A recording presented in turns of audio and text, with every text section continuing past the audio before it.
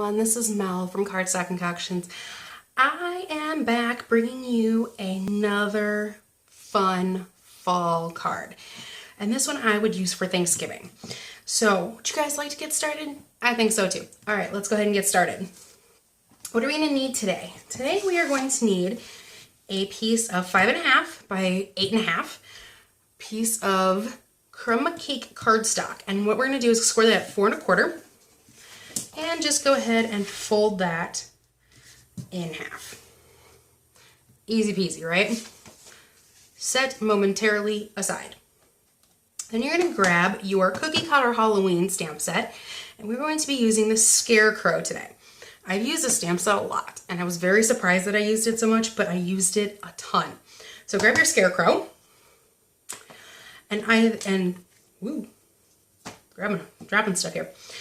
And I'm also using thick Whisper white cardstock. Now you really only need a piece of paper that's probably about 3.5 by about 2.5 inches wide for the Scarecrow.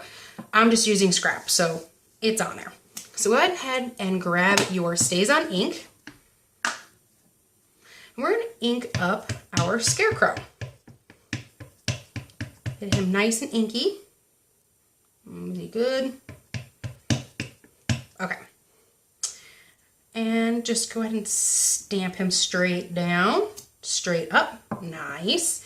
While we have our StazOn out, I'm going to grab my Acorny Thank You stamp set. I'm going to let that dry for just a second. Acorny Thank You stamp set. And I'm grabbing the Grateful for You. That's right here. And I'm pulling back in my card base. Now, this is the tricky part. I'm going to attempt to stamp the Grateful for You straight. I'm not always the best at that. So, go ahead, grab it. My head gets in the camera. I'm so sorry, but I can't see. So, I'm hoping it's straight. I'm hoping it's straight. Not bad. Okay. I kind of like that grungy look. If you don't, guess what? Turn it inside out. Put another piece of crumb cake on top of it. And away you go. All right. So I kind of enjoy it. Now we can set that aside. I wanted to get that done since I already had the StazOn out. And, okay. So, now we're going to color our lovely Scarecrow. So what am I using to color our Scarecrow? I'm going to be using Delightful Dijon, Cherry Cobbler, and Garden Green. Now, the colors that I did in my original were Delightful Dijon, Cherry Cobbler, Old Olive for the pants, and Crumb Cake for the hat. I decided to simplify it a little bit, so that's why we're going with just those three. And I'm going to grab my aqua painter, because I think they work wonders. And I'm going to start with my Garden Green. So get the ink flowing, kind of just push in the center there.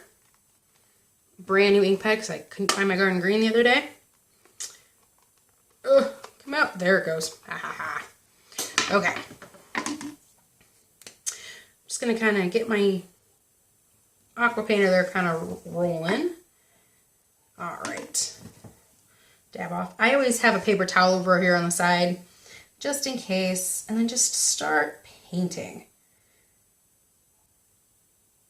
I like that. That's really nice. Okay. The other reason why I chose Garden Green over Old Olive was due to the fact that Garden Green is actually in the paper that we're using. And I wanted to make sure that I wanted to see what it looked like. And to see if it actually matched and if it made a difference. Alright, there we go. And up there. Now I'm going to color the little patch right here as well as on his shoulder, the middle of his shirt and his shoulder. I'm going to do those green.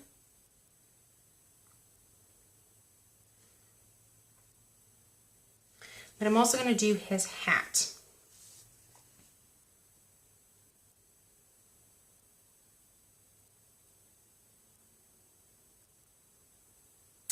All right.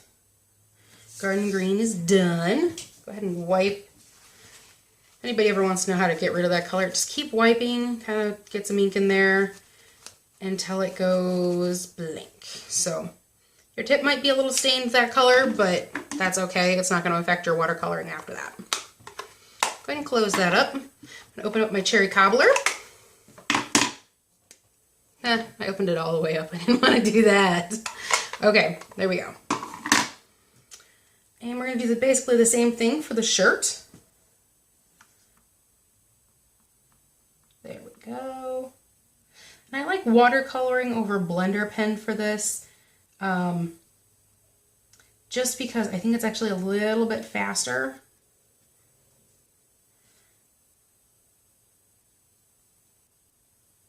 And it gives you a little more of a washed out feel, and scarecrows were typically always dressed in old clothes and things. So that's why I like it. So just go ahead and finish up doing that. And because I forgot the pumpkin pie for his nose, we're going to color his nose red. How about that? And the patch on his pants as well. All right, there we go.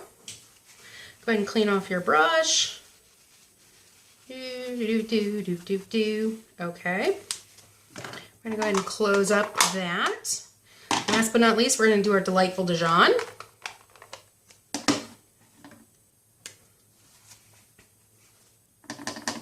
Okay. Now I colored his face. And I gotta be honest, I was not all that pretty about it. If you guys can't tell, I actually spent more time on the pants than I did anywhere else. And I don't know why I spent so much time on the pants. He's a scarecrow. He's not supposed to be pretty. Okay. And then I did his hands. So I just kind of ran over it with the color there, because you got the little straw sticking out, and I kind of wanted to mimic that. And then I'm also going to go ahead and I'm going to color in this heart. Get a little bit more around his nose. And we're done. Wipe off my thing. There we go. Now I'm going to set him aside to dry for just a few minutes, and we're going to finish making the rest of the card. So what else do you need for your card? You are going to need 4 strips. These are from Warmth and Cheer Designer Series Paper Stack. Awesome, awesome, awesome, awesome, awesome paper stack. I love this paper stack. Now these measure 1.5 inch wide by 3 1/4 inches tall. You need 4 of them. And I picked the non-Christmassy ones. Let's see if I can find one that's, yeah, like this looks like Christmas trees in the back. Just flip it over. It's plaid. It's awesome. Go ahead and grab your banner triple punch, I think is what it's called. I don't know. Check the top of the screen. And I'm going to be using this middle one here today. Let's go ahead and slide that in there all the way to the back. Punch down. 1. Do it with this one too. 2. 3. Now these were actually just the remnants from the same paper pad that I used to make my Warmth and Cheer mini album that you guys saw the other day. These are just the leftovers. So these are the leftover little punched pieces. I go ahead and I get rid of them. You don't really need them. All right. Now originally, my original card, I didn't ink the edges of anything. And I wanted to try something a little bit different. So I'm actually going to ink the edges. And we are going to be using Early Espresso. Let me grab it. Early Espresso ink, a Stampin' sponge. I have a very well-used stamping sponge, let me tell you. And just take a quick little, add just an extra touch. We're going to see if I like it. I might not. Who knows? I didn't do it on my original. All right. Just a quick.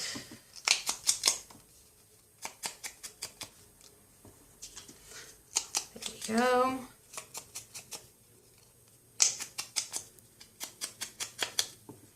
And I'm also going to do the edge of the card itself, just to give it a little extra something.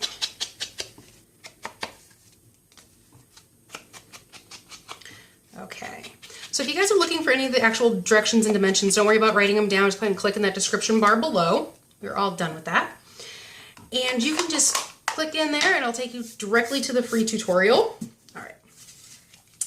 Now I'm going to line these up, and I make mine flat again. And then I just kind of start figuring out where I want them all. I think I kind of like, nah, I think I like this. I think I kind of like the way that looks. And I want them kind of overlapping just a smidge. So, you know, you figure out the design that you guys like, the spacing you like. Grab your snail or your adhesive of your choice. Go ahead and put the adhesive on the back.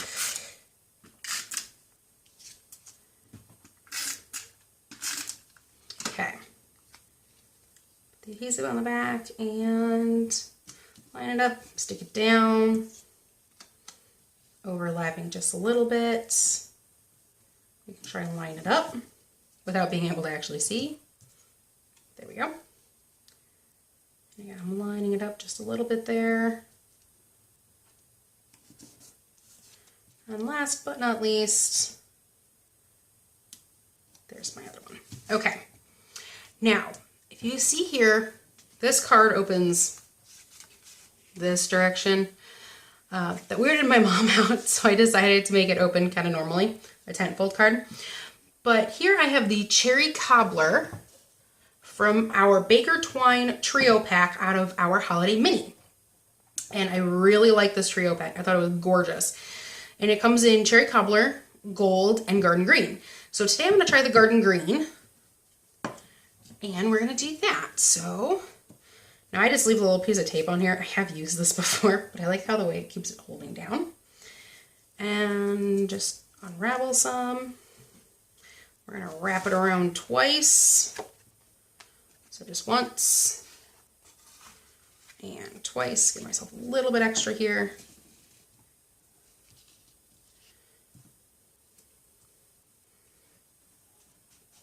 Okay. Whee. Enough to tie with. Okay. And then I'm just going to tie a bow. Now, I'm going to guess your linen thread would also look really good on this. If you guys wanted to try linen thread, if you guys wanted to try Whisper White Baker's Twine, I say go for it. I just like the way that the colors work together. Okay, so there's that. I'm just going to push that towards the top, even out my bow a little bit here. Maybe, possibly. Wonky tails. There we go. A little bit more. Okay. Cute, cute. All right, I'm going to trim my tails just a little bit. I want mine long, but possibly even. There we go. Get rid of that. All right, last but not least, we are going to punch out our Scarecrow with our Cookie Cutter Builder Punch. Now, this Cookie Cutter Builder Punch comes in a bundle option with Cookie Cutter Christmas, which I will be using. Wow. Okay. Apparently I need to cut off a little bit of this bottom here. My cardstock is a little bit too long. Okay. So... okay, so go ahead and get him lined up where you want him. Think he's cute, think he's cute. Punch. Okay. That's all, you're done. Okay, we're gonna flip him over, grab a couple dimensionals. One will suffice, but I always like two. Pop them on the back. Ooh, get the backs off, there we go. There's one, there's two. I'm going to sit him in the center. So there is my super cute Grateful for You Scarecrow card using the Warmth and Cheer Designer Series paper. I hope you guys enjoyed. If you enjoyed this card, please like it. If you'd like to see more like it, please subscribe. And I hope to see you guys again soon. This is Mel from Cardstock Concoction saying, see you guys next time. Bye.